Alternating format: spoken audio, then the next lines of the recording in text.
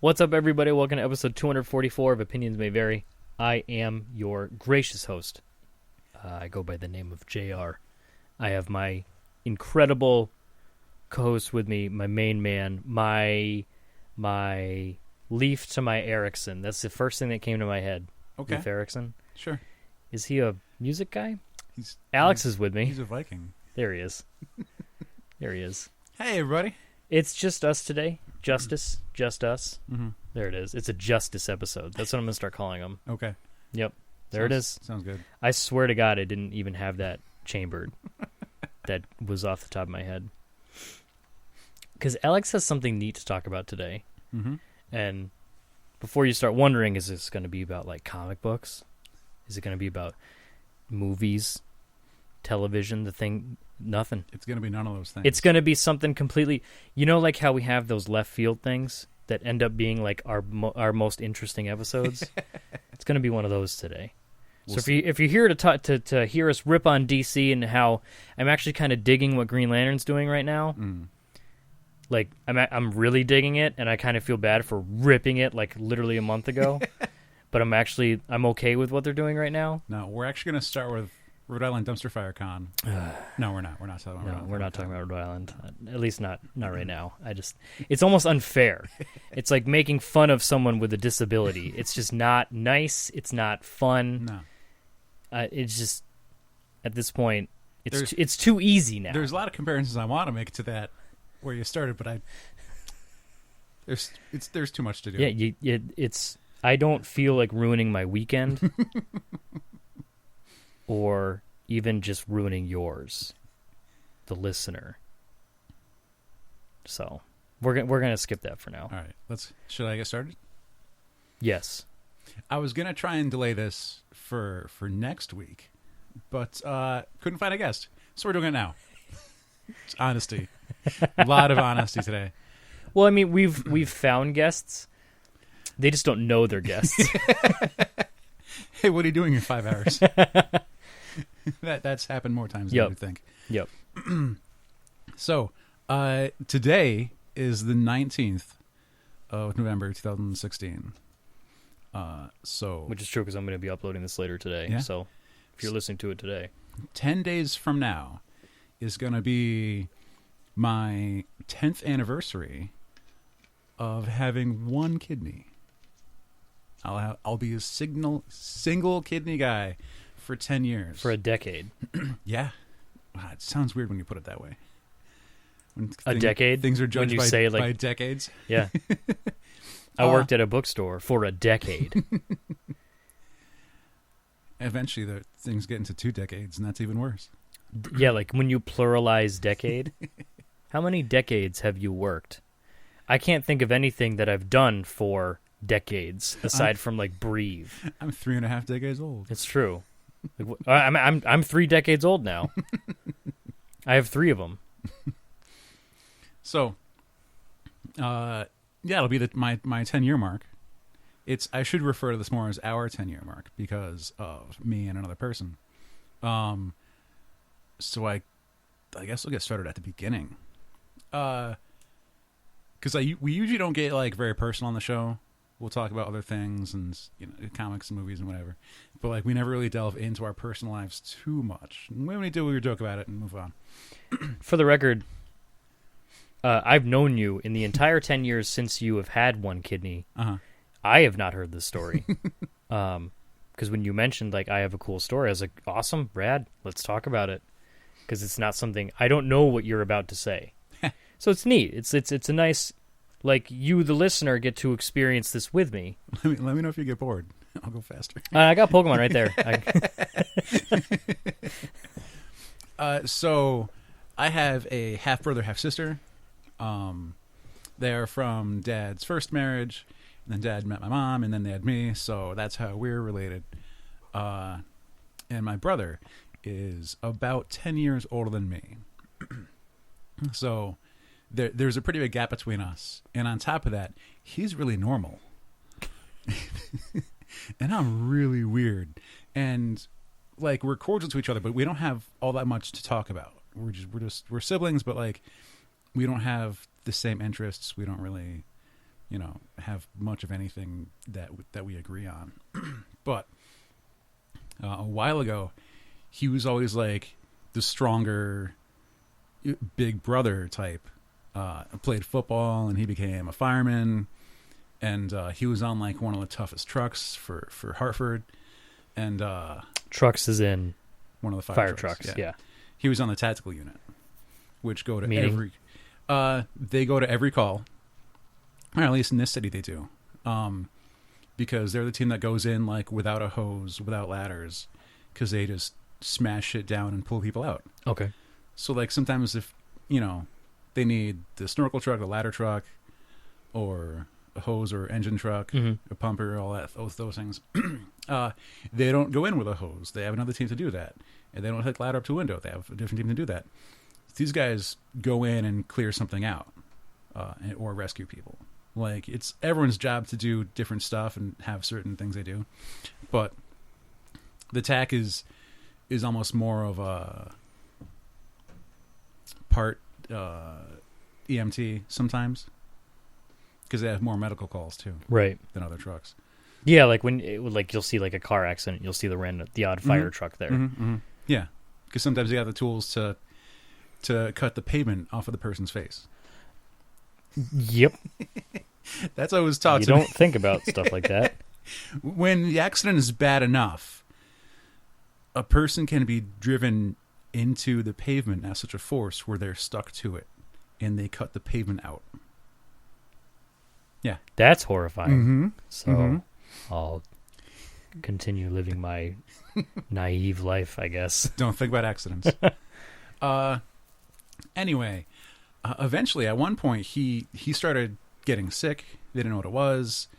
He was in pain sometimes, and they couldn't really diagnose it. They thought like like in his guts, all kinds of things. Sometimes it was like something inside. Sometimes it was joints and muscle fatigue, stuff like that. Just strange pains that a 30-something-year-old person probably shouldn't be experiencing. Right. Yeah. Yeah. And so they thought it was Lyme disease for a while, and they tried giving like a Lyme disease cure medication kind of thing, and it wasn't working. And the thing was, like, sometimes he'd be hurt and then he'd be okay, then he'd be hurting again, he'd be okay, and they figured out there was these flare-ups. So that he got sent to a couple of different places, and then one specialist figured out it was lupus. Really? Yep. It's like if you watch House, it's never lupus. Every time they say it might be lupus, that's because lupus is one of the toughest things to diagnose. It is so difficult to find exactly what it is to diagnose it. And the reason they got it with my brother at like a fairly quick rate was that one of the doctors he was seeing, the doctor's roommate in medical school had gotten lupus. And so the doctor like got to live through someone going through the exact same thing and like watching it happen. And then remember that diagnosis, and that's how he figured this out. So from there was like a whole series of medications and stuff Matt had to do, and he had to change his life a bit and do things different ways. A lot of medications, and the flare-ups would still come around. So like twice a year he would get a flare-up. Wouldn't really know when it was coming, but like he'd get a rash, he'd get just sick. And it would be like, well, he's sweating, so it must be cold. Let's put heat lamps on. Like, no, that's not it. Stop that. Right. Don't do that. And there's a lot of things to go about. Lupus. What was I going to go on with that? So he got the lupus. There was something else I wanted to say about it, but I forgot what it was. Seal had it. Did he? Isn't that how he has the scars on his face? Wasn't that lupus? I think it was something else. Oh. But there was like he had to, going fishing was different for him now, because he couldn't be in the sun too long. He had to wear more sunblock or cover up more. He got like special hats and like long sleeve shirts that normally he wouldn't wear. Right. He couldn't lift weights as much anymore, because one of the things that lupus does, what lupus is, it's like a backwards AIDS. It's a reverse AIDS. Your own immune system. This is like really like layman's terms. Right. Like my basicness. I don't think there's any doctors listening to our show. I think you're good. What happens is that lupus kind of goes crazy and freaks out. And it's your immune system, and it attacks you. So instead of like attacking germs and antibodies, which it'll still do, Right. it also thinks of things like your own tendons are germs, and it'll attack them. So your all your joints are in pain all the time, and that's one of the things like you have to deal with and try and fix and get better. And they put you on like some steroids. I'm trying to think of like the specific terms they had for some of the medications. But on top of that, being with lupus for a prolonged amount of time, eventually it could attack other stuff, like really important things. Right. Lupus has attacked people's hearts, or their brain, or their liver. And honestly, like, it's weird to say, but he says he lucked out when he's like, well, it attacked my kidneys. And eventually he started getting kidney failure. And that was going on for a while, and like he was still getting sick and wasn't always getting better. He could still do his job. He works a job where they have like rollover sick days, so you could earn them and accumulate. Mm-hmm. And even then, you know, there were guys that work with him that would just take his shifts for him. And the day had come, and he'd been living with it for years too, of dealing with this, until they found out that like his kidneys are starting to die. Mm-hmm. Which are vital. Yeah, they're really important. Yep. So that's the next part. It's filtering, right? Yeah. Yeah. So your kidneys filter your blood, and your blood brings oxygen to your entire body because you breathe air in, and your lungs put the oxygen in your blood, and the blood carries it around. And but whatever you eat and drink, that also goes into your blood at some point. So your kidneys filter all that out to get rid of the junk. Mildly important. Otherwise, you're just getting junk circulated through you. And then the kidneys like deposit what it pulled out into your bladder, and that's your pee. You're peeing out just junk that you don't need in your blood. That's what they do. That's what you are. Didn't know that. Yeah. A while ago, our friend Joe Sherry had asked a question about something with vampires. Mm. There was some kind of vampire question. As Joe Sherry does. Yeah. And like there was a lot of responses on it, and like I weighed in with my knowledge of kidneys.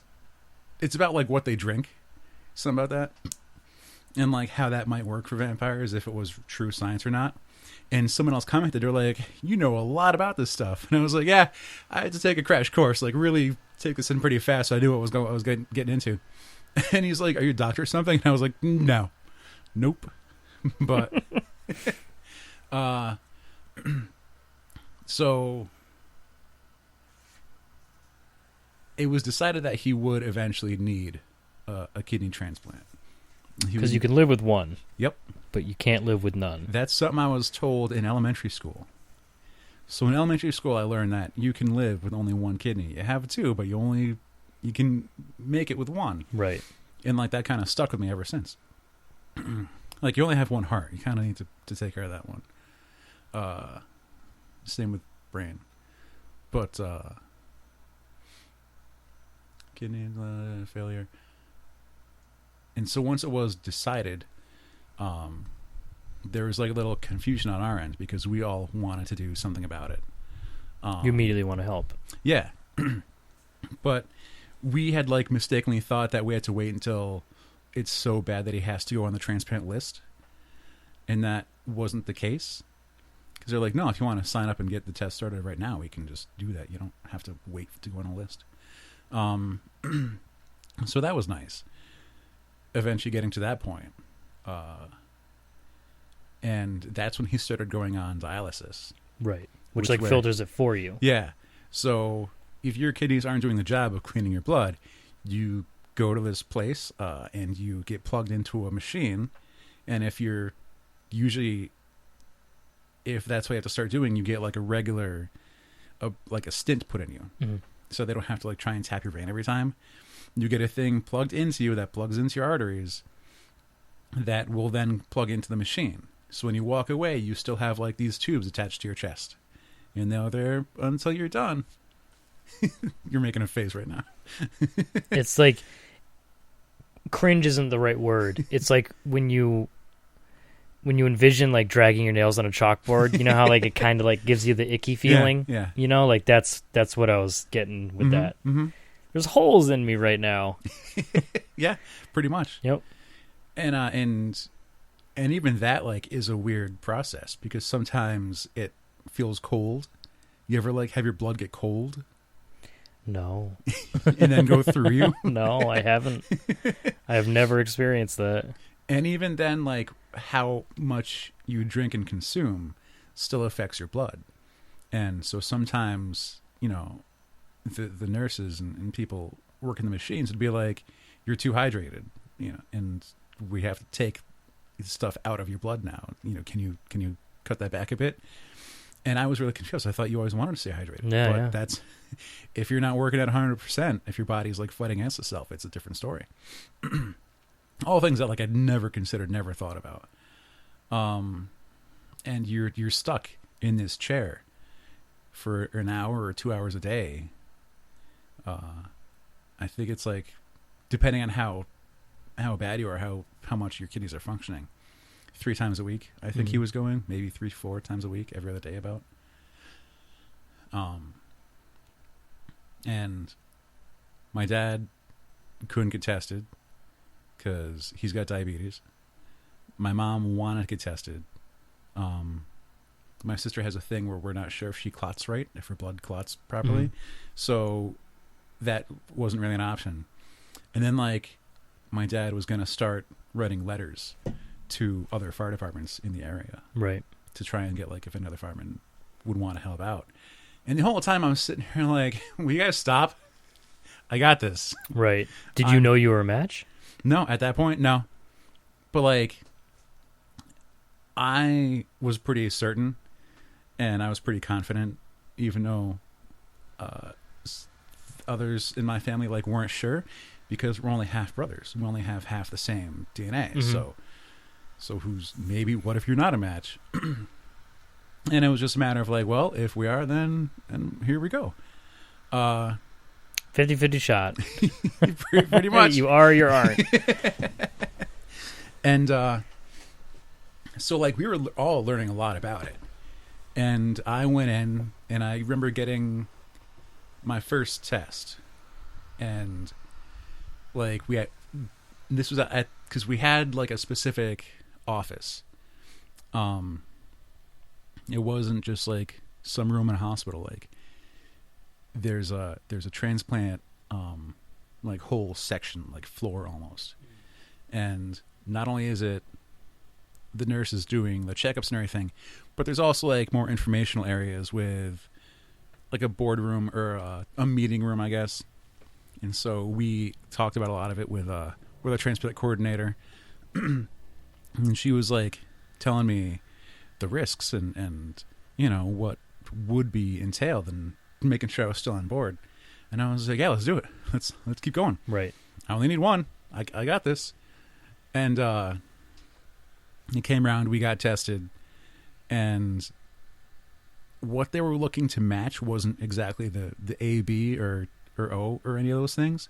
It was like a different set of factors, which we didn't understand, but we were a match. And so I was like, all right, let's keep going. That's all that matters, you know? Yeah. At the end of the day. Yeah. Yes or no? But like, they have to match like 4 or 5 different things. It's not like you could just go with blood and be okay with that. Like there's more to it. So like, but the first step was out of the way.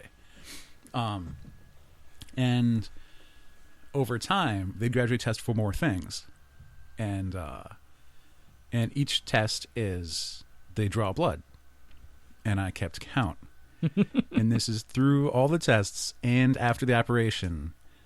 42 of those little vials that you see. If you ever had your blood drawn, they pump into this little glass vial.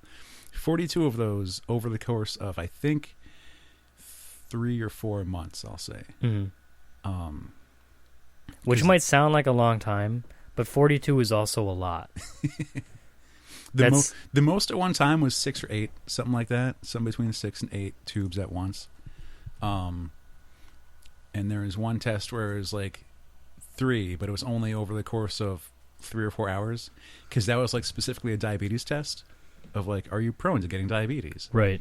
Which is really serious, because if you're overweight, there's a stronger chance of you to get diabetes. And then diabetes is like, the next step is kidney failure. You get kidney disease from diabetes. So that's one of the things. It's kind of it's pretty serious. Yeah, and it would also be like an act in futility to put in a kidney that will eventually shut down again, or has a high chance of. Yeah.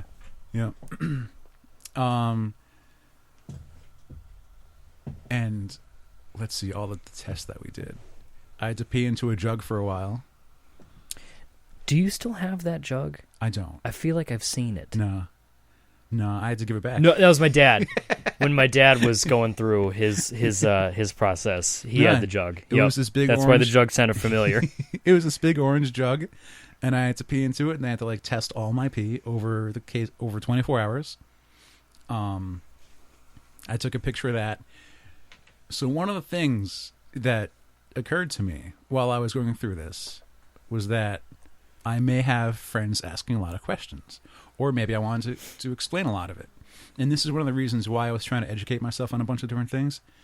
But I didn't just want to start saying these things like they're happening to me, because that wouldn't be fun.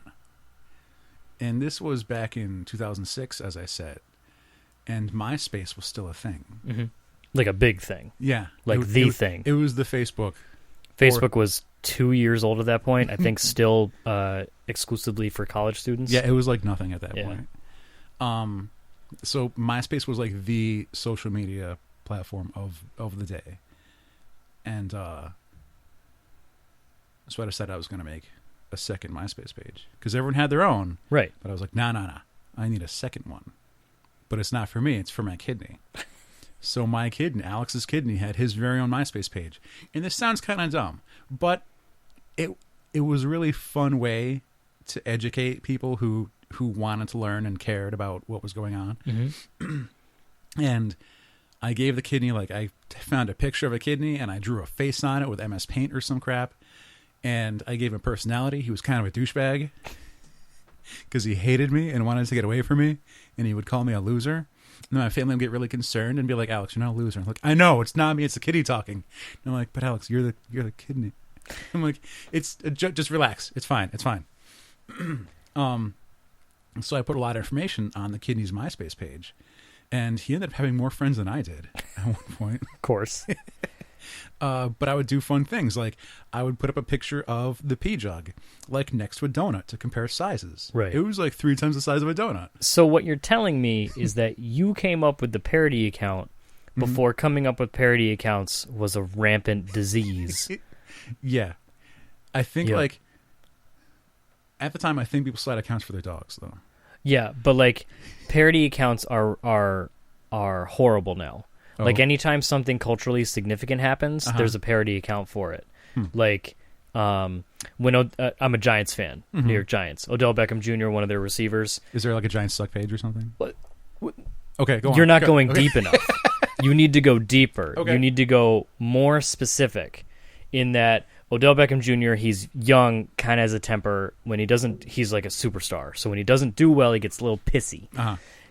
Way back at the beginning of this season, a couple weeks, like 2 months ago, he had a frustrating game. They lost, whatever, and he swung his helmet at the kicking net. Okay, the net that catches the balls when the kicker's warming it bounced up. And came back at him, right? And the net smacked him in the face.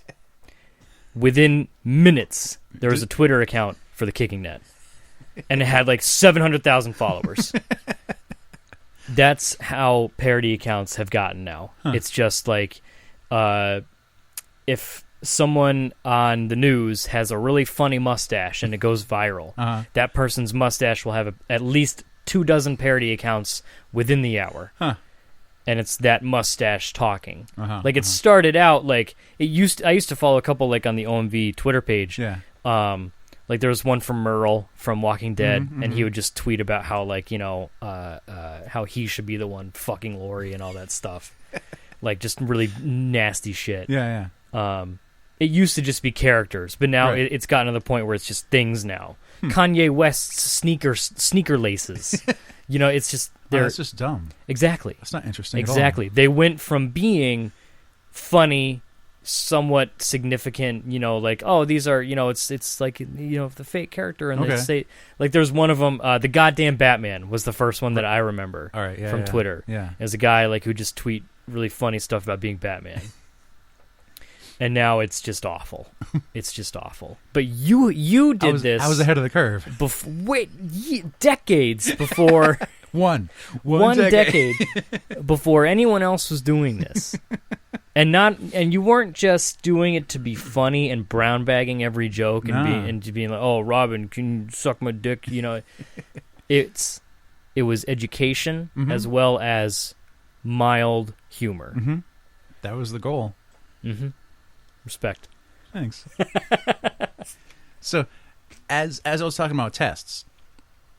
I had to get an MRA, and that's an MRI looks at your head, it looks in your brains. Right. An MRA looks at your guts. So that's what I learned the difference of that was. Didn't know that. I thought you just messed up, and I was about to say, don't you mean MRI? Well, I was told that, and I would say that, and they go, isn't that for... And so that's why I looked it up, and I Googled a lot of stuff back then. Still do. As you should. Yeah. You're about to have major invasive surgery. Yeah. And the people, the coordinators and all them doing that, they inform you a lot of stuff too. But like, there's times where so much is coming at you where you're like a little bit in shock almost. There's a lot to take in. And so the MRA was, they wanted to watch how my kidneys function. Because I have two of them, and as far as we know, they both work the right way and do all the job that they're supposed to do. But they're going to watch them, and that's what they're going to choose which one they're going to take. It doesn't have to be specific. It is specific. There is a reason to it. Well, like, it doesn't, not like they're going to put it... Well, I guess your brother was losing both of his kidneys. Yeah. So it's not like they were taking out his right one. They need to put your right one in. Nope. Okay. They don't look at it like that. Yeah. So this is where they inject you with a radioactive dye. Yep. And they put you in... So you glow. They put you inside of a giant super magnet. And then they switch it on. And while this is happening, I was like... And because I kind of had to lie there like with one arm up over my head, but I'm lying on a flat thing. Because they have to take their pictures of your guts without the dye in you yet. Right. And so that's when... you have to kind of like reach out of the machine almost, so the nurse can come in and like pump the dye in, because you're already like, the needle's already in you when you go in the machine. Yeah. But they have to like put the dye in you somehow. So they start with taking the first pictures. The nurse comes in and pumps the stuff. She's like, you're gonna feel a little cold, and that's where like, wow, my blood is cold right now. Right. And like the machine is recording your body doing its thing. And it's like taking pictures and like video almost of this process happening, where your kidneys are filtering this dye out of your system and putting it into your bladder. But there's always that thing of like, you have to hold real still enough where like they tell you when to hold your breath and when you can breathe. Like you can still talk back to them, like, hang on in a second. But if you move, they have to like start all over again. Right. And they have like a 40-minute window to do this in. And it's going to take all 40 minutes. So, like, if you panic or freak out, or you're claustrophobic and you can't handle it. It's a very enclosed space. Yeah. Like, you're going to hold back the rest of the appointments for the rest of the day, because they're like 5 minutes apart. So when I was walking in, someone was walking out. And same thing when I was walking out. But I almost lost it in there because the machine was making funny sounds. It's loud, isn't it? I've heard they're loud. It sounded like a video game. And like, I was almost cracking up. I wasn't like freaking out, but like, you're inside this thing and you're inside of a tube almost, and it's huge around you, and you're hearing things happening. And so you can tell when this machine is like going over you or under you, and there's like a ping, ping, ping, ping, ping, ping, ping, ping, zzz, bong, bong, bong, bong, bong, bong, bong, bong, and like, it's all these different sounds, like bam, bam, bam, bam, the bleeps and bloops. I'm like, I'm inside of a video game. This is hilarious. It also of course you would lose it, being Alex. It also occurred to me with radioactive dye in my blood and inside of a super magnet, if lightning hits the building, You would be a superhero. I might get surprised. Yeah, there it is. Would I be a hero though? Really? Come on. You would have superpowers. There we go. Whether it's hero or villain would be up. But I was fine. The technician was great. The nurse was great. Everything was good. And then they're like, the bathroom's over there because you're going to have to pee because you just filled it out however much dye we pumped into you. And I tried peeing with the lights off. So I wanted to see if my urine would glow. It didn't. Was it a weird color, though? No. Was it like black? No, there was nothing different about it. I guess that's what filters are for. Yeah, right? But one of the fun things was that sharing that I had this page for my kidney and that I was educating and like trying to tell a story, that the tech and the nurse were like, oh, we'll get you a copy. I'm like, a copy of what? Of like, Your guts? Of the readings, of the pictures and everything. And I was like, really? They're like, yeah, on your next appointment, we'll put it in your mailbox or whatever. And I was like, no shit. So next time I went to the coordinator, they had this disc for me of like a CD that I could put in my computer and like look at pictures of my guts. So in the meantime, my kidneys Myspace page put up a poll on the page asking people to vote on which kidney they thought he was. Was he a left or a right? Because the weird thing with Myspace, different than Facebook, was that you could like change the code. You can put in code on your page. You could do like HTML and stuff. And so like you could change the color of the page, of the layout. You could change the font yourself and embed pictures in it. And so I found code and I put it in so that you could take a poll and just vote on left or right. And the poll was correct because I think it was 52-50 in favor of the right kidney, and it was my right kidney. And is that your right side? Yes. Or is that like stage right and stage left, where it's actually like left and right? Oh, there's medical terms for that. Anterior, posterior. Right. I forgot the rest of them, but yeah, there's. I know posterior is your backside, right? Yeah. I think so.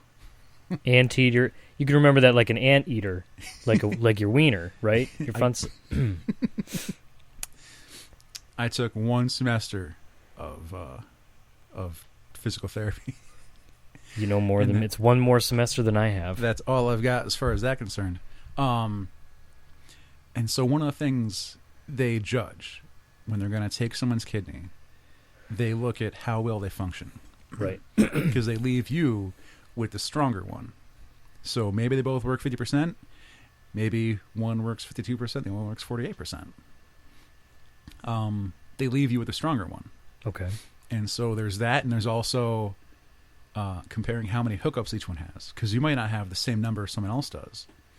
So, like, I might have 3 good tubes going through my kidney, but you might have 4 or 5. And they have to match those up. So ultimately, they decided they're going to take my right, which... They tell you why? Because that was the weaker one. Right. My left is my stronger one. Even though they favor taking the left one over the right. Because if they take the left one, there's nothing in the way. They can use arthroscopic tools. They can go in there with like little robots and stuff, long poles kind of with a camera. What's in the way of your right one? Your liver. Oh, no shit. Yeah. Okay.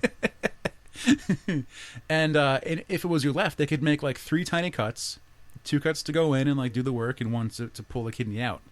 Whereas on the right side, they just blast you open. It's like a good. I think mine was like a 9-inch cut, and you have to like move your liver out of the way to get to the kidney. 2 seconds. I need you to realize the visual that you put into my head with blast you open. It's like they set a charge on Some you, dynamite, and then they junk rat. They crouch down and they press the button, and then you explode, and they just right there is what they need. Yeah. Anyways, I'm trying to think of a good Junkrat catchphrase now. So we're at the MRA. We know which side it is. And the Myspace is still going. So here's the thing that I'm going to say that maybe I shouldn't say, but for our listeners, you're going to get a special treat. There was 3 points where I would talk with the coordinators and the doctors that if I wanted to back out, I had the option to. Right. And it's like a HIPAA thing where the HIPAA is like a law of not revealing your medical records to any other people, stuff like that. But so they wouldn't tell anyone. Right. Yeah. But one of the reasonings was that if you are in any way being pressured to do this and you don't want to, or you're afraid, or you're concerned for your own health in the future, like it's something that you'd rather not go through, I was given the option for that 3 separate times where I could have said, yeah, I don't want to do this. And then we go, okay, we'll just say something's not a match, or we'll say something doesn't work out. We can make something up. It'll be on the record. No one will ever see it. Which is nice, so no one has to go through this thing and then regret it, you know? So I didn't have to go through that. I was like, no, let's keep going. That would be some insane guilt. It would be, but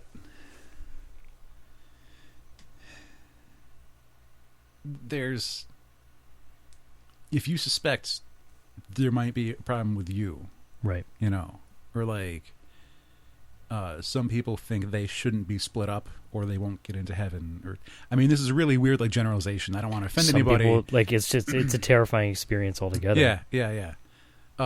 Because like at the end of the day, it's an invasive surgery. I asked if I should come in ahead of time and give blood to give my blood back to me. Right. Yeah. And they're like, nah, that's considered a complication. We don't plan on having complications, so we're not going to prepare for a complication. Fair. Like, they had better reasoning for that too. Then again, this whole situation was 10 years ago, so I might not remember every single conversation properly. When it came around to Operation Day, my dad said it was the longest drive he's ever had. Meanwhile, he drove to this job for 26 years because he worked in Hartford. And he would do this, you know, multiple times a week, sometimes twice in one day. And he was making the same job again, but it was the longest compared to the rest of them. I kept some of my stuff. I had one of my bracelets, one of my hospital bracelets. And they try to put your full name on there, but Alexander is too long. So my middle name, James, it just shortens to Jam, so it's Alexander Jam. It's my favorite kind. It's delicious. It's the Alex Jam. The Jalex. Jammed Lamb. People often ask me, like, did it hurt? And when you fell from heaven. I don't know what they're expecting, because I'm just completely honest with them. I go, oh yeah, it sucked. It hurt a lot. But you forget about pain, you know? Like, you're not always going to remember how bad the pain that you had was. You ever break a bone? No.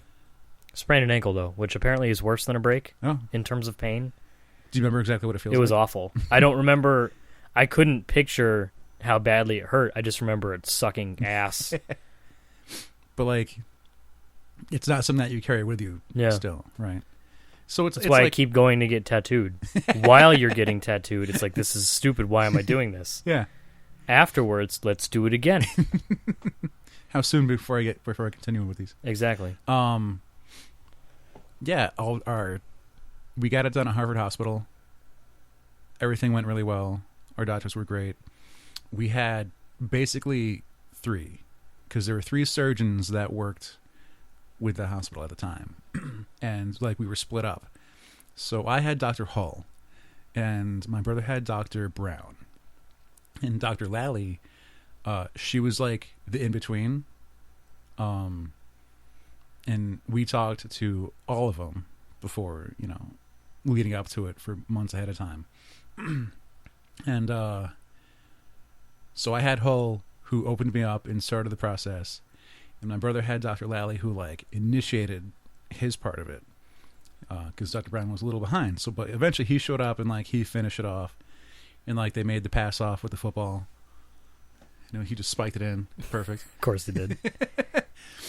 But that's like, if you've ever gone to get surgery, it's weird, because like not. They wheel you in and like lay you down, and they'll do the transfer and just say, "I'll pick you up." I'm like, "I'm sorry, it's so heavy." And they put me on like the operating table, and like they strap my arms down and spread me out, and there's the big old giant lights.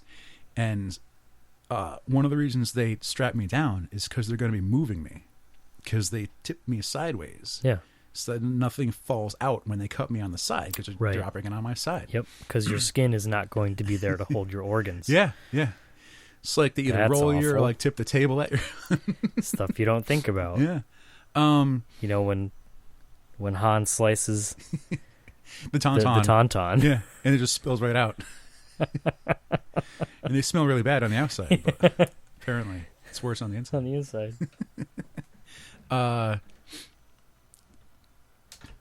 Yeah, apparently it took all day. You don't remember? I woke up my mouth was really dry, Mm-hmm. like painfully dry mouth. But I was in recovery, and like my parents got to say hi, and they told me how my brother was doing. And Were you guys in the same room? no, they keep us separate. That's usually on purpose for some reason. Right. Yeah, I'm not sure why, but they do. In case we're not sick enough of each other already. Yeah, that too. But let's see, what was the aftermath? I didn't get stitches. I got like glue and like little stair strips to hold me together. Right. That's actually a little because like I've had the glue on a cut I had on my finger. I cut my finger open on a cat food can once. One of the worst pains I've ever experienced, and I still have the scar. And they glued that one. I was terrified of getting stitches, but they glued it. I'm surprised they could do something that large. Yeah. But there was like also maybe 20 like little tiny Band-Aid strips. Yeah. That they used too. And I didn't have to wear like padding for too long because it wasn't really bleeding on its own. It was fine. My mom would get mad at me because for donating a kidney. because I wouldn't say how much pain I was in. We'll rewind like back to before the operation. Mm-hmm. So I got the spinal tap, the lumbar. Yeah, epidural. It's been a long time. I think I got the epidural, where they put like the needle into your spine, and the idea is that the drug goes into that needle and kind of like washes all the nerves with this juice to make them not feel like pain. I heard hurts. It's great. It is great if they get the right spot. Right. Sometimes they miss. Sometimes there's things in the way, like knots in your back from throwing boxes for 10 years. Right. Yeah. So my doc, the pain guy, had some trouble getting the needle into my spine to get the epidural correct. Meanwhile, like my brother was on morphine, so he could just hit his button and he was great. Right. But I remember him having kind of a difficult time getting it in. And after the operation, like sometimes it would hurt, sometimes it wouldn't. My mom was like, well, tell him when it hurts. I was like, it doesn't always hurt. No. Stop getting mad at me. And a couple days after the operation, because I was in for I think 5 days when they were like monitoring me, taking more tests, and I was eating hospital food and all that. And 3 days afterwards, the doctor comes back in who put in the epidural, and he's like, "Oh, let's see how it looks." And like just to make sure there was no infection, that the needle was still there and everything. Just didn't leave or go. Right. And he had like some students with him too. And he's like, "Well, that looks good. Everything was fine." And then he's about to leave, and he goes, "Wait, let me see your incision. Let me see how that looks." And I show him my incision, and he goes, "Huh, that's it's a bit lower than I thought it was going to be. You're a big guy. Let's pump you up with two more clicks." And so like he increased my dose. And as he left, I'm like feeling around feeling in my stomach, like, well, what feels numb and where do I get reaction? Right. And it was like right on the border. And I was like, so that's why that hurts. Huh. Yeah. Yeah. And then like the day after that, the nurse says, "All right, we're going to take epidural out. Time to put you on pills." And I was like, but he just increased my dose. Yeah. I don't want to take it out yet. It's really neat having a catheter in for days on end. Nope. Remember that yucky feeling I was talking about earlier? I didn't even notice when it came out. It was a male nurse, and he's like, "Take 2 breaths." Took a deep breath, and he's like, "Go again," and then I was fine. It was done. And then like 2 days after that, the nurse says, "All right, we're going to take epidural out. Time to put you on pills." And I was like, but he just increased my dose. I don't want to take it out yet. And I had to walk around with one of those poles, the rolling pole, to hold your bag. Mm-hmm. That also has your IV and your pee box. Yep. You're like wincing. It does, like, the thought of jamming something in my wanger. Yeah, but you're not awake when it happens. But it's there, though, later. But here's the thing. If you bump the hose, because it's like down by your knee, you bump that hose, you feel it. And it's in your gentleman. I never looked. Didn't want to look. I also never looked when they take drawing blood. Mm-hmm. I didn't want to see like my blood squirting into the bottle at all. Oh, I dig that. 100%. That's one thing I couldn't do. That's so rad. I couldn't watch that. Let's see. The incision, that stuff. My roommate was a guy who just received a kidney from his brother-in-law. The in-law got to home in like 3 days because he had the laparoscopic surgery with the robots. Right. He was G to G. He was good to go. He was good to go. And then like he was at home and he had told his brother-in-law, who was still sharing the room with me, that he did something and he thought he could feel its gut shift, like into where the open space was. And I was like, I've never had that. Yeah, my parents came to visit. A lot of friends came to visit. Sister, my niece was 2 by then. Damn.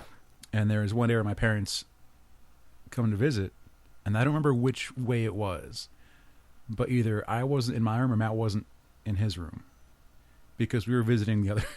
Right. So he would come see me, or I would go see him. We were like around the corner from each other. He had a private room. I got the head to share. Dick. You're the one who donated. Right? I was showing JR some of the paperwork. The prep before you get surgery, they have like a list of things to do, and it's in Comic Sans. How are you supposed to take it seriously? But like so many of the rest of the paperwork looks so official. Oh, I had to. The doctors advised I could try and convince my job to pay for my recovery. Right. Because the recipient's insurance covers both surgeries, or that's at least it did for this time. Yeah. So I wouldn't have to use my insurance for anything. But as far as I'm concerned, you're donating. You shouldn't have to pay dick. But one of the doctors was like, well, there's been other cases in other companies and like sometimes a state law where the company pays for your medical leave in this kind of situation. And I was like, that's not going to happen. They're not going to do that. I know. But I also got paperwork on the Family Medical Leave Act where I could take time off of work and still guarantee my job is there when it gets back. Right. So that was paperwork I had to fill out. That was fun. I showed Jared my bottle. I kept my bottle of magnesium citrate. It's a laxative. That's a big bottle. And it's lemon flavored. There's 2 flavors you could get. Explains the citrate, I guess. Yeah. And that's what you have to drink to clear out your guts. It's just to clear out your poop. So you don't poop in it while you're operating or something. I have questions, but I feel like it wasn't like it wasn't Dumb and Dumber. It wasn't terrifying. Like I wasn't on the pot all night, but like I set myself up for a nice night of like playing Xbox. Right. I was playing a lot of brought a TV into the bathroom. Ultimate Alliance. And like you had to take a shower with special soap, then not put anything else on. So like you shouldn't wear deodorant when you go back to get your operation done, because that might react with whatever else they're putting on you. Couldn't eat. Did you have to fast at all? Oh yeah, there's directions about that. Like the morning before, I could have breakfast, but then I couldn't eat anything after midnight, or possibly before that. I wasn't allowed to leave until I farted. Allowed to leave what? The hospital. I could not leave the hospital unless I passed gas, and they would ask you. That is the funniest thing I've ever heard.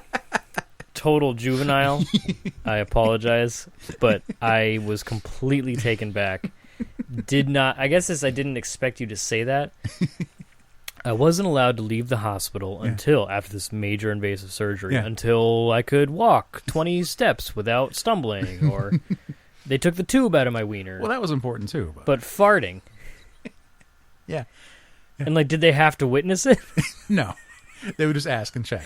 No, I farted. No, I didn't hear nothing. Prove it to me. Yeah. Bend over. Let me take a whiff. Let me get up in there. I had like different people come to check on me because we had like nurses for the floor, but then there was I'm not sure what to call them. There's a couple of people that like weren't quite nurses, but they weren't orderlies or whatever.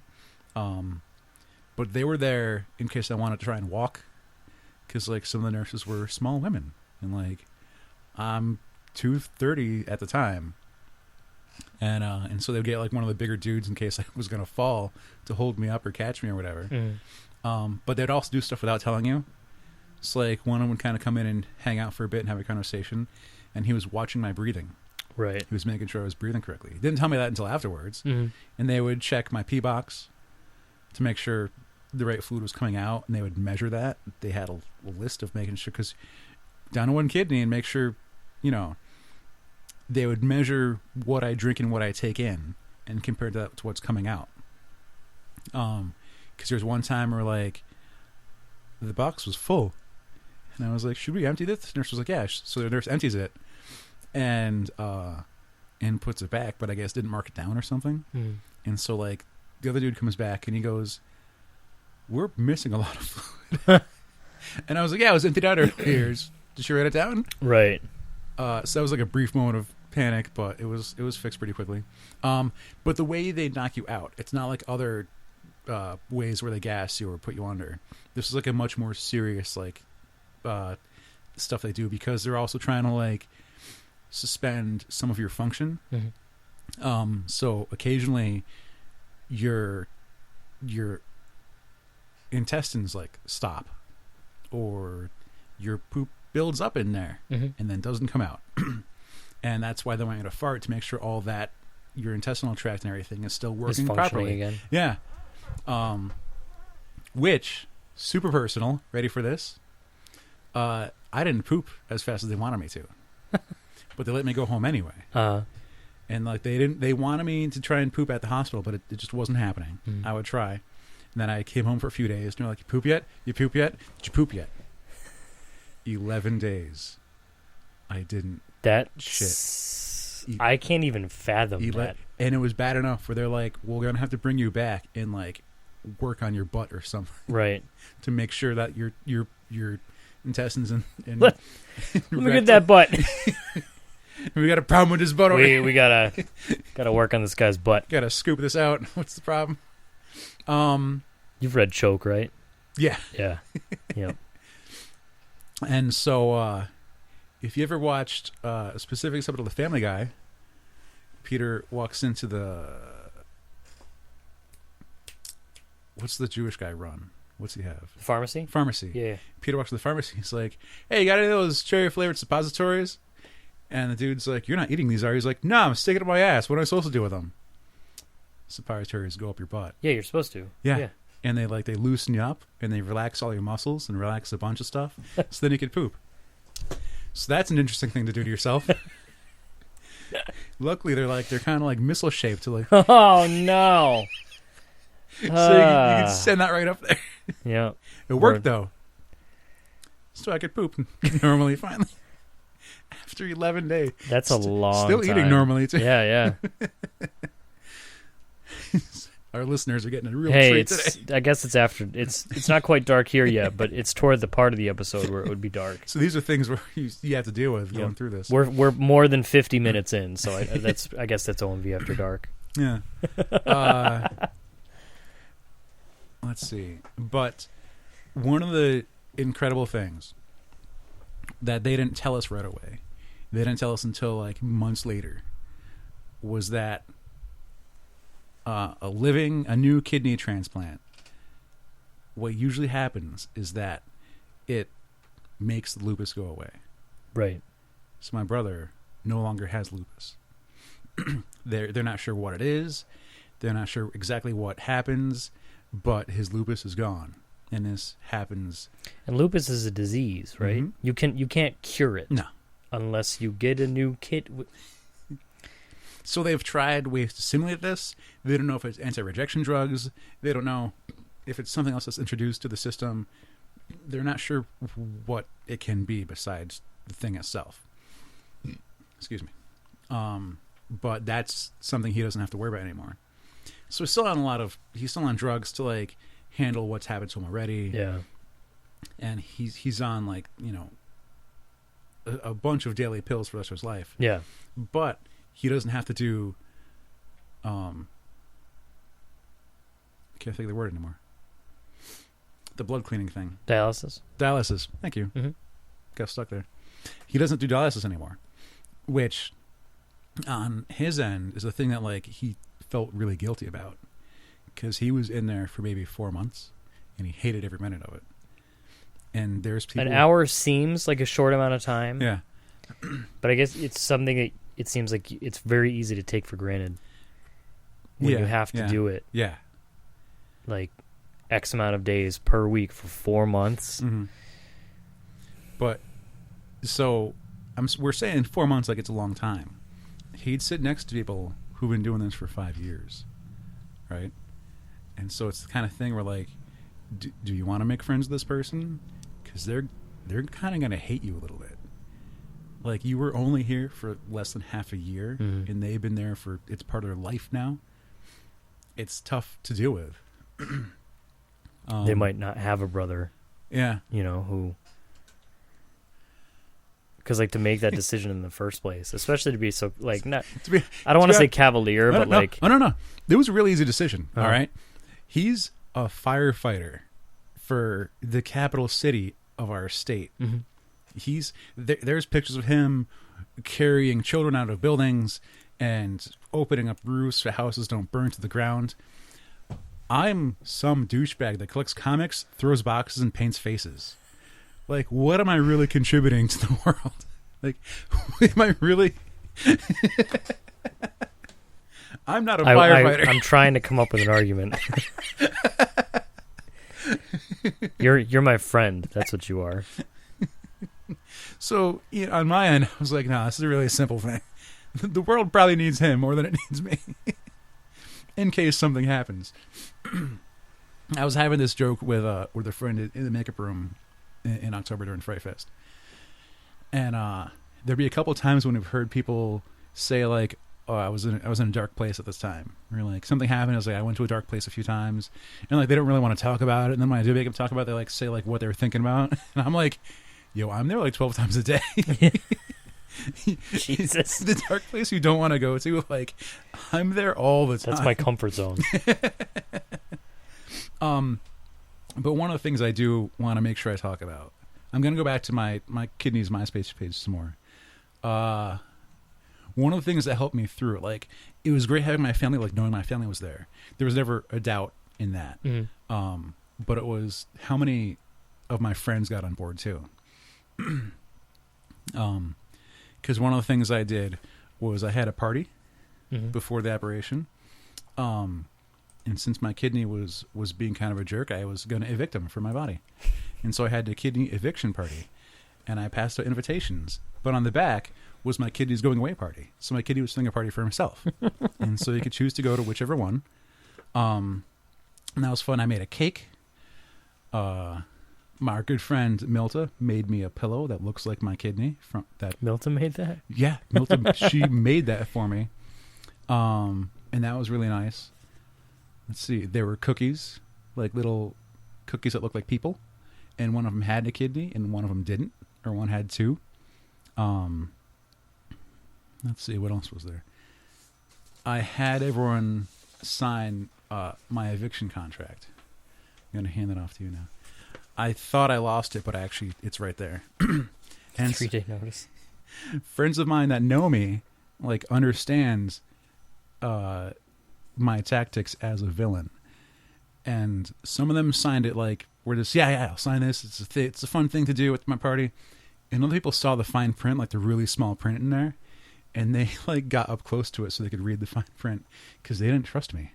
That is some fine print. Well, yeah, if you handed me something like, hey, can you just sign this? It's a joke. I ain't signing shit. But there's a few signatures on there. Some people did it. But, yeah, some Melissa. people wouldn't. The fine print is something about me getting their soul. Caitlin. A friend brought kidneys, like out of a can, like kidney beans. I got a cake with a kidney on it. Is that John? Probably. Looks like John. Yeah. Yeah. And then afterwards, once I got home and like I recovered and I was home for a little while, another thing I did was I put up new pictures of my kidney while I was in transition, because he took a vacation between leaving my body and going to my brother's body. And so like I had some lame Photoshop of it going cliff diving in Hawaii. And at the time, Pope Benedict had blessed it, and he climbed Mount Everest, and he went to Las Vegas and other things like that. So there's pictures of my kidney doing all these things. He's riding a bull. But one of the things that is important is the decision to do this. You can't expect anything out of it. Mm-hmm. You have to do it selflessly, because I messed up a little bit because I was expecting this to change who and my brother are as people, and you can't do that, because he still deserves to live his life the way he does it.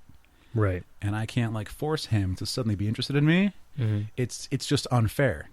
And from his perspective, just saying thanks like isn't enough. You can't expect someone to know how to thank you for something like that. So you can't hold that against them. It's just not fair. So I was thinking like, oh, we do this together, we do that together, we'll have an anniversary party, and he was never into it. Yeah. He's not a party guy. He's not a big group guy. He doesn't, I don't know if he has as many friends as me. Like I'm kind of lucky in that regard, but like I don't go fishing, I don't shoot guns, I don't go hunting, and he doesn't go to conventions. You don't run into burning buildings I don't for a living. I'm not like a responsible person who like he's married, I'm not, but like he doesn't go comics. He has like his network of friends, and I have mine. And to think that for some amazing reason we'd each cross over and start doing these things, it just didn't happen. And there was a time where we weren't talking to each other because we couldn't communicate. We didn't know how to talk to each other anymore. And it hurt us a little bit until like one time he yelled at me. and we had to work it out. And like there were some things where like he would just assume things of like, does Alex need to see someone because he's not doing anything, he's just sitting at home playing video games, right? And I'm like, there's nothing I can do, I can't drive yet. I'm doing this willingly. I'm still recovering. I'm not allowed to drive my own car, I'm still on painkillers. All I can do is sit on my computer and play video games. Yeah. A weird thing that's about this kind of operation, you can't sleep. Your body's so angry at you for some reason, you don't sleep. Like, sure, like the first week or so, you sleep all the time, but for at least a month afterwards, you're up until 3-4 in the morning because you're not tired. Like your body might be tired, but your eyes won't close. Your brain can't put you to sleep. You're just up. He refinished his cabinets. I wrote a few stories. I was online a lot. I read a bunch of comic books. I played a bunch of video games. You just had to keep yourself entertained, right? Which is it's like you have to prepare to entertain yourself for a month because you won't be sleeping. You'll get like maybe 3 or 4 hours a night, if that. But just be alert. I think that's going to happen. But my brother and I are good now. Like I said, it took a while. We've been good for a while. We each have a house, so he helps me out with stuff because he's better with his hands at like making things and doing repairs and doing house stuff. And like we each we make more of an attempt to be into each other's stuff. And so Yeah, that's like an important thing to know, that like you can't just, because Chris Ailey, who's been on the show a few times, he's been like, do you ever call him up and be like, I could really go for a pizza right now, like I know it's 10 o'clock on a Saturday, but and like clutch my side. I did give you my kidney. I know it's an inconvenience, but let's compare inconveniences. But that's not what it's about. And his family that's not mine was really supportive, because his wife's family sent me cards and came to visit me. Since we were at the hospital in the city that he works, we were getting firemen that came in. So like a truck would pull up to the hospital, and like all of the guys on the truck would come up to visit him, say hi, and then come see me and thank me for what I did. And that kind of sucked, because I'm lying in bed and I was on the far side of the room, right? And these firemen would come in and thank me for what I did and then want to shake my hand, but they wouldn't come around the side of the bed. They'd kind of like stay at the foot of the bed, which makes me have to like use my abs to lean up and shake their hand. And the abs that I just had cut open and moved and rearranged. But I never said no. But that's what I meant by it sucked, was like having to do these sit-ups right to shake dudes' hands who smelled like smoke. I didn't care, though. I'm used to it. It's a family thing. And the nurses were happy, too. The nurses were like, these are like firemen coming in, hanging out. Yep. Yeah, I could see that. My uncle came to visit, Uncle Yonkers. Mm-hmm. So, yeah, it was really cool being there, and so that the guys that like were giving their time, so my brother could do his dialysis, and they would cover for him and stuff like that, and they got to come see him like get better. Right. That was really nice. So 10 years on the 29th, which thankfully was 2 days after Thanksgiving that year. So it's not like I had to miss Thanksgiving. Right. You could still, you could take full advantage. I could still have my turkey and mashed potatoes and stuffing. But then I got that month off from throwing boxes. Right. Which was amazing. And you still got paid? No. Oh. No, they weren't going to pay for that. Either way, you had the month off. Yeah. I'll take that. And you got a neat, you got a neat thing on the wall. Certificate. The hospital gave me a plaque. Yeah. Yeah. That was cool. Yeah. Saying, hey, you did something that not a lot of people would so eagerly agree to. My dad keeps saying he could never do that, and I wasn't sure. I've never asked like what he means by that, if he just couldn't give up a body part, or if medically he just can't do it. Right. But there was no hesitation. It's so easy to be like, I'd take a bullet for that man. I'd do anything. Mm-hmm. When it comes down to it, my brother will have to do this horrible procedure for the rest of his life if he doesn't get a kidney. Mm-hmm. I'm a match. Okay, let's do this. Mm-hmm. It's so much more than that. And like I said, even when we were having a hard time dealing with each other and figuring out what to say, and when we weren't saying anything, could you imagine doing that with a stranger or a coworker? Like, what would your coworker expect from you? So I was really glad I was able to do this and save him having to do this with other people. I mean, not saying it would be the same situation. Have to go through it with a stranger. Yeah. Even if it's anonymous. Sometimes, a thing I learned, hospitals will work out multiple trades, right? So, let's say my brother and I were not a match, but I was willing to do this thing, and he still needed a kidney. There's been times where they've figured out a way for me to give to a third party, and a third party had someone who weren't a match, and they could give to my brother. Yeah. So, like, there would be, like, 6 operations happening from someone who's a part of one person's life, but matched with a different person. And so, like, in theory, you were still giving to them. Yeah. But they would arrange this whole thing. So that's happened before. Whatever works. Yeah. Why not? If someone's willing and they've already, like, dealt with that mentally, they've already, yes, I'm going to do this. Oh, dealt with it. I said goodbye to friends. I Yeah. thanked parents of friends for being good to me for so many years. I wrote a couple letters. I wrote down all my passwords. Mm-hmm. Delete my browser history. I bought a shit ton of lottery tickets. Yeah. Why not? I was like, because I woke up and I was like, "Are we lucky?" And they're like, "Yeah." I was like, "Am I lucky?" They're like, "Yeah, you're lucky." I was like, "All right, good." In my room is 50 lotto tickets. Let's check those, see if they're winners or not. But it was nice doing it like really close to Thanksgiving. I wanted to do this for a Thanksgiving episode, just so that in case anyone's ever curious that this is a thing that happens, like here it is. Or God forbid that it's something that you have to go through. You know, I did have a friend of ours who's been on the show ask me about the process because they were looking into donating part of their liver because they had a relative who like had liver failure of some kind. And with the liver, that regenerates really neatly. So you could take a part of a healthy one and plug it into the unhealthy one, and it'll like regenerate yourself. Yeah. But unfortunately, that person's relative didn't make it much longer. But you know, she just wanted to prepare for what she might have to deal with in the future.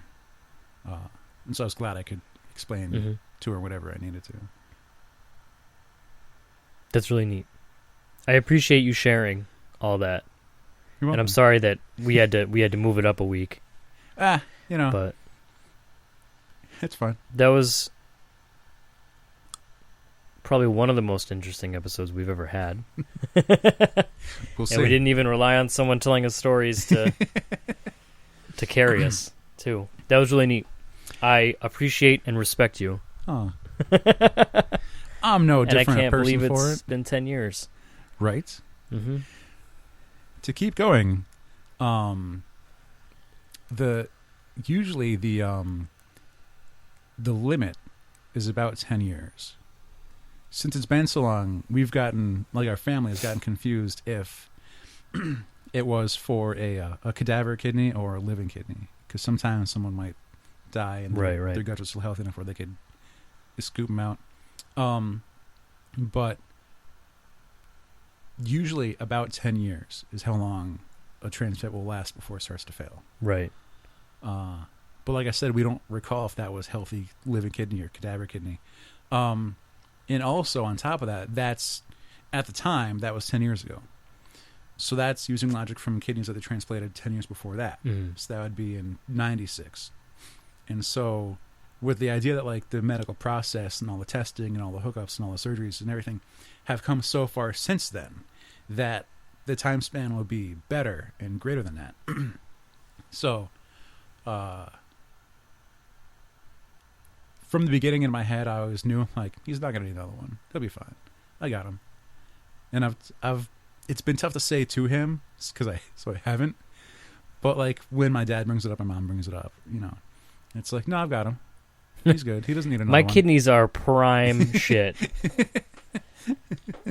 Yeah, it's so. It's been 10 years and he's still good. I was like, he's good at that one for the rest of his life. I think I didn't say earlier. You have two kidneys, and they're each working at like 50% to make the 100% filtration. It'll know. The remaining one knows that it has more work to do, so it'll increase production up to like 97, 98%. To take up the slack of the one that's gone now. So it's not like I'm left with like, you know, a half functioning filtration system. Right. It knows it has to like, you know, pump it up a bit. Sorry guys, I don't filter as quick. I can't eat this much. Yeah. And my life hasn't really changed. I have to make sure I drink enough water and like not get fatter, I guess. No full contact sports. They told me no rugby, no motocross, no skydiving. And I was like, alligator wrestling? And they're like, no alligator wrestling. And I was like, shit. Cancel it. Call it off. And then I laughed because I was like, you know, if something goes wrong mid skydiving, I don't think my first thought's gonna be like, oh no, my last kidney. Yeah. I only have one. What am I gonna do? I have to protect it. Oh man. Can I get some padding for my one kidney in case I just you raise your hand in the instruction. I just got the one kidney. I still want to go skydiving though. Like, how can we fix this? You need like a second parachute attached to your side. That was really neat. Thanks. I don't have any stories that are cool like that. So, one time when I was in second grade, we saw Jesse Jackson at the airport, and I asked when he was going to start dancing. It's not a joke. That's seriously thought. Which brother is he? Which of the 5? Jesse Jackson? Yeah. No.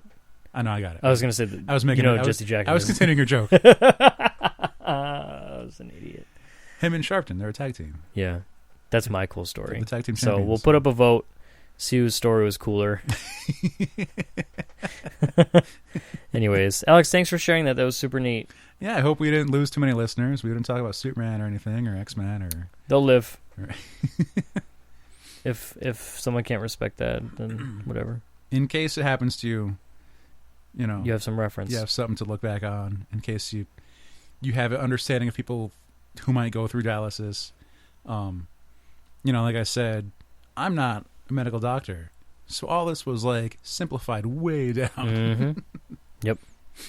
But yeah, we'll go back to talking about Pokemon and all that stuff soon. But that was really neat. I appreciate that, Alex. And I don't have anything else. I'm thoroughly. I'm trying to think of a good adjective. It's not there. I just keep saying that was really neat. Suppositories. Yeah, farts. Farts. You got to fart. 11 days. 11 days without shitting. Yep. So until next week, I'm JR. I'm Alex. This has been episode 244 of Opinions May Vary.